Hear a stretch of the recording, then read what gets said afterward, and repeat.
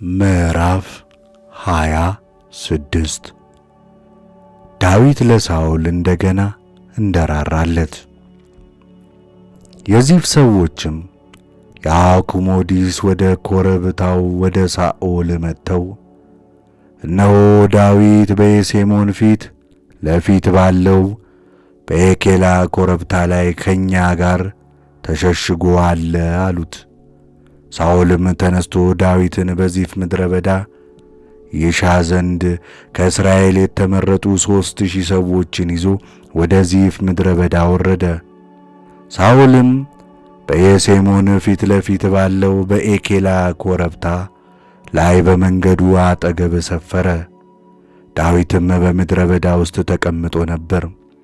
ዳዊትም ሳኦል ሊፈልገው ወደ ምድረ በዳ እንደመጣ አወቀ።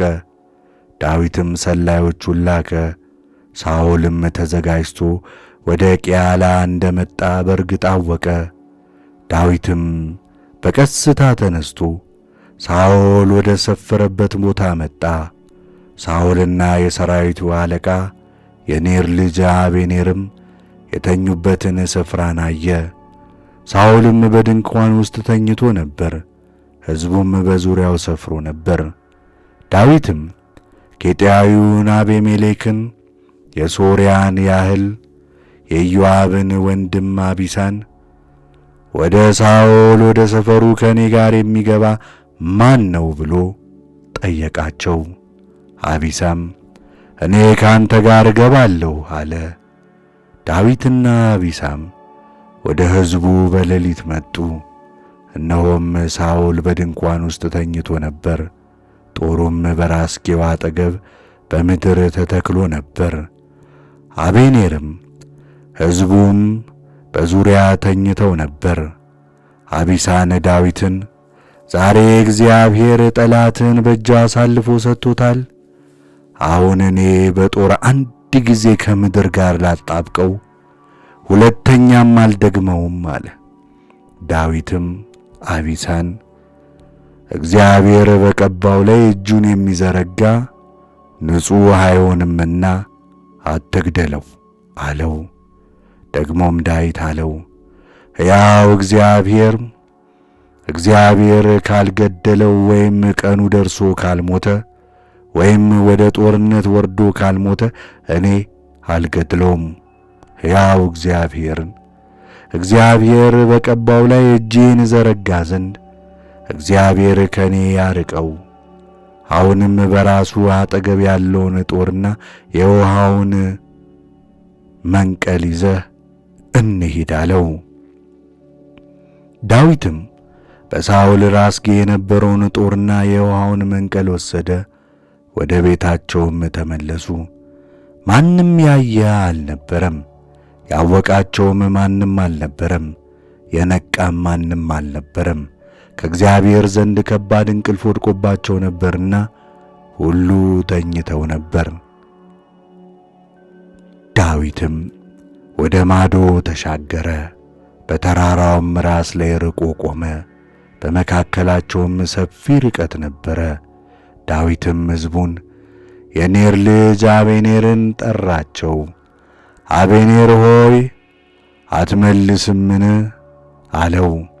አቤኔርም መልሶ አንተ የምትጠራኝ ማነህ አለ። ዳዊትም አቤኔርን አንተ ጎልማሳ አይደለህምን? በእስራኤል ዘንድ አንተን የሚመስል ማን ነው? ጌታህን ንጉሡን ለመግደል አንድ ሰው ገብቶ ነበርና ጌታህን ንጉሡን የማትጠብቅ ስለ ምንድን ነው? ይህን ያደረግከው ነገር መልካምም አይደለም። ሕያው እግዚአብሔርን እናንተ እግዚአብሔር የቀባውን ጌታችሁን አልጠበቃችሁምና ሞት ይገባችኋል። አሁንም የንጉሡ ጦርና በራሱ አጠገብ የነበረው የውሃ መንቅል የት እንደሆነ ተመልከት አለው። ሳኦልም የዳዊት ድምፅ እንደሆነ አውቆ ልጄ ዳዊት ሆይ ይህ ድምፅህ ነውን? አለው። ዳዊትም ጌታዬ ንጉሥ ሆይ አዎ እኔ ባሪያህ ነኝ አለው። ደግሞም አለ ጌታዬ አገልጋዩን ስለምን ያሳድዳል? ምን አደረግሁ? ምንስ ክፋት በእጄ ላይ ተገኘብኝ? አሁንም ጌታዬ ንጉሥ ሆይ የእኔን አገልጋይህን ቃል ስማ። እግዚአብሔር በእኔ ላይ አስነስቶ እንደሆነ ቁርባንህን ይቀበል። የሰው ልጆች ግን ቢሆኑ ሂድ ሌሎችን አማልክት አምልክ ብለው በእግዚአብሔር ርስት ላይ እንዳልቀመጥ ዛሬ ጥለውኛልና በእግዚአብሔር ፊት ርጉማን ይሁኑ። አሁንም በተራራው ላይ ሰው ቆቅን እንደሚሻ የእስራኤል ንጉሥ ነፍሴን ለመሻት መጥቶአልና ወጥቶአልና ደሜ በእግዚአብሔር ፊት በምድር ላይ አይፍሰስ አለ። ሳኦልም በድያለሁ፣ ልጄ ዳዊት ሆይ ተመለስ፣ ዛሬ ነፍሴ በዓይንህ ፊት ከብራለችና ከዚህ በኋላ ክፉ አላደርግብህም። እነሆ ስንፍና እንዳደረግኩና እጅግ ብዙ እንደ ሳትሁ አወቅሁ አለ።